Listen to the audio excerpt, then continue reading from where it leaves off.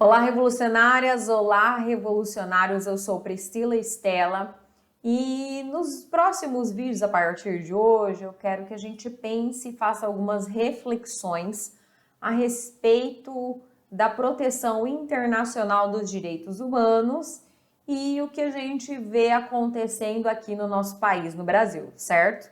Mas antes disso, antes da gente entrar no tema, se inscreva aqui no nosso canal, clique no sininho de notificações para você receber em primeira mão o nosso vídeo. Vamos democratizar o direito? Então vamos lá. Você que está chegando aqui agora no canal, que não atua no direito, mas tem curiosidade de saber sobre a proteção dos direitos humanos, e vocês que são acadêmicos ou profissionais das carreiras jurídicas, a gente tem que estar sempre lembrando que quando a gente fala em direitos humanos, a gente não está falando, da proteção só dos presos e dos condenados. A gente está falando da necessidade de construção e reconstrução de conceitos baseados na moral, nos acontecimentos mundiais, na cultura, em tudo. A gente fala de direitos humanos como uma luta pela dignidade humana, que começou a partir de uma resistência. Por quê, queridas e queridos? Porque nós vivemos nas guerras mundiais, na Primeira e na Segunda Guerra Mundial, uma total destruição, uma lógica de destruição, onde os seres humanos eles eram descartáveis e eram supérfluos. E ao final da Segunda Guerra Mundial, como vocês já sabem, a gente já conversou, foi criada a Organização das Nações Unidas, onde, na época, os 50 países signatários, dentre eles o Brasil, decidiram e dialogaram e mediaram sobre essa necessidade de internacionalizar os direitos humanos como uma forma de um constitucionalismo global. Para quê? Para relativizar a soberania absoluta do Estado. Porque nas guerras mundiais nós vimos que um Estado, e eu falo Estado-país, queria se sobrepor ao outro, queria ser mais soberano ao outro, queria impor as suas regras ao outro. E aí nós vimos tragédias, mortes e marcas que carregamos até hoje. Então, quando os direitos humanos foram internacionalizados de uma forma global, teve essa relativização da soberania absoluta do Estado. Em contraponto, o valor da dignidade da pessoa humana tornou-se um super princípio. Nós, seres humanos, somos detentores de dignidade e de direitos. Então, o direito internacional, ele protege esses nossos direitos. Porém, quando a gente fala num aspecto global, como que um organismo igual à ONU vai ditar regras para vários países, mais de 150 países que recepcionam esses tratados de direitos humanos de uma forma direta? Façam isso e cumpram isso. É desafiador. Por quê? Porque o mundo é multicultural. Então, o direito internacional, ele precisou e precisa até hoje passar por uma humanização. Há um desafio de tornar na ordem internacional os direitos humanos como num viés, num aspecto humanizado. Não é a norma pela norma. E a gente aponta como primeira questão a questão da democracia.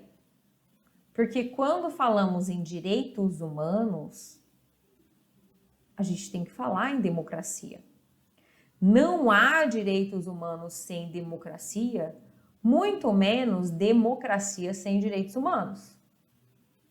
Garantir um Estado democrático de direito é garantir a proteção dos direitos humanos.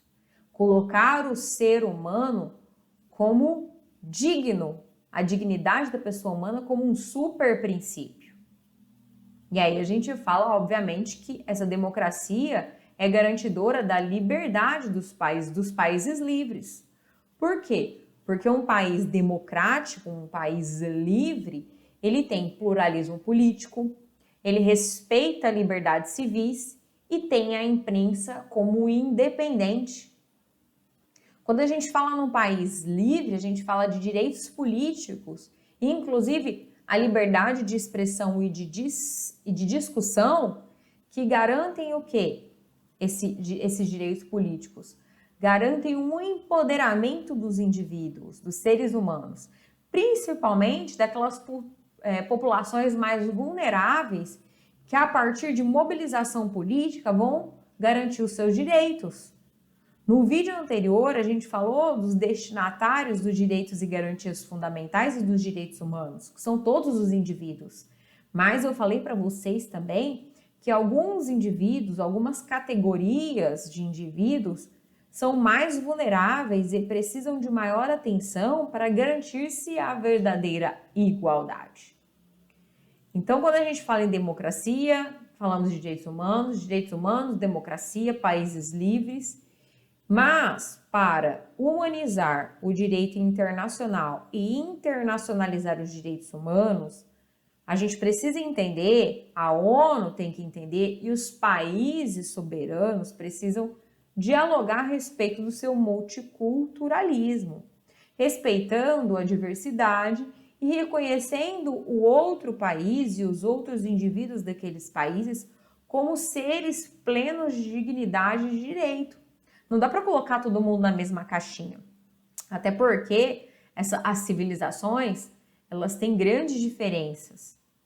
Uma das mais latentes é a questão da laicidade do Estado ou do fundamentalismo religioso. A gente sabe que, por exemplo, no Brasil, o Estado é laico.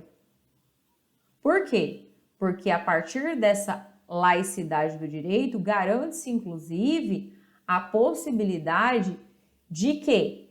De garantir direitos humanos, inclusive nos campos da sexualidade, da reprodução. Entendeu? Já quando a gente fala de fundamentalismo religioso, é pegar um dogma religioso e confundir com o Estado e impor uma única moral. Isso inviabiliza qualquer projeto de uma sociedade democrática, de uma sociedade aberta, pluralista. Então, gente, estamos falando... Lembra, direito internacional precisa ser humanizado para tratar de proteção de direitos humanos. Pós-guerra, pós-Segunda Guerra, surgiu a Nações Unidas, a Organização das Nações Unidas, para promover esse diálogo entre as nações, evitar conflitos destruidores que tratavam os seres humanos como supérfluos, irrelevantes, descartáveis. E o valor principal é a dignidade da pessoa humana. Quando a gente traz isso para o Brasil é uma democracia, é um Estado democrático de direito. E quando a gente fala em democracia, a gente não pode dissociar dos direitos humanos. Sem direitos humanos não há democracia, sem democracia não há direitos humanos. Vamos vir para o nosso contexto. Estamos há algum tempo com discussões muito acaloradas, muito intolerantes a respeito de democracia e ditadura. Sobre pandemia, saúde e economia. Pessoas morrendo, saúde financeira do país. Sobre também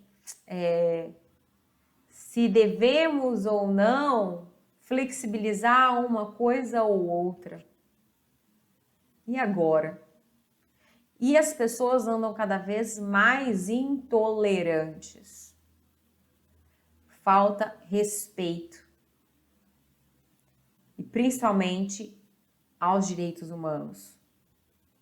Nós, como cidadãos brasileiros, dentro do nosso Estado democrático de direito, devemos prezar pela dignidade da pessoa humana.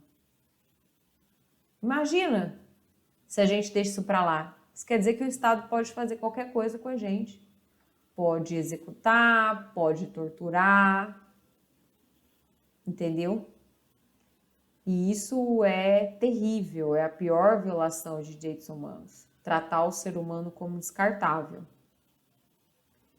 Na pandemia, o que você acha?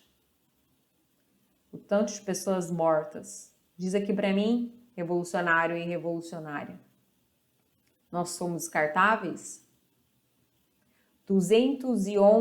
Aproximadamente 211 bilhões de pessoas no Brasil, né? Mortes subindo todos os dias. E aí vira e mexe, vem um discurso de que é importante a ditadura, de que a ditadura tem que voltar. Já falaram em estado de sítio, estado de sítio, ninguém sabe o que é o estado de sítio direito para falar, né? Então, assim, vamos refletir. Você quer voltar para o período da guerra, para o período da ditadura, onde você não pode se expressar e a sua vida ela é irrelevante? Deixo aqui para você essa reflexão.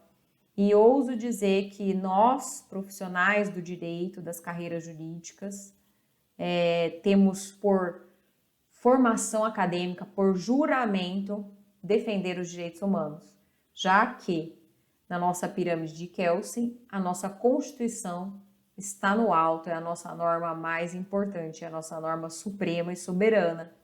E lá na nossa Constituição da República Federativa do Brasil, nós somos um Estado democrático de direito. Deixo isso aí para vocês pensarem a respeito. E vamos continuar refletindo sobre isso, sobre os desafios dos direitos humanos no âmbito internacional e no âmbito interno. Tá certo?